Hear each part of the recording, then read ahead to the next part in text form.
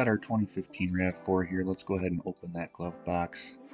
Release the tab on the right hand side, simply pull it outwards. And there's two clips holding the glove box in, left and right side. Just pull inwards on the glove box frame and they will detach from the body of the dash. I'll get the glove box out of the way and show you these hinges that hold the glove box to the dash. Pretty simple setup. Hinges just lay on the dash right here on the left and the right hand side. And when we get to our HVAC box, there's just a clip on the right hand side. Push it in, pull it out, and then that'll expose the cabin air filter. As you can see, this one's got quite a bit of debris. Let's go ahead and throw that away, get the new one in.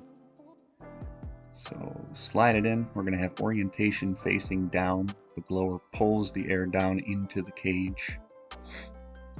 Once you got it set, let's go ahead and replace that cover. Push until it snaps.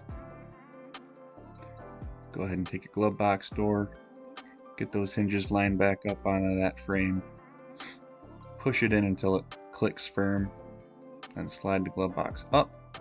You'll hear those clips engage. Reattach your right hand side lever there, close the glove box, and you are all set.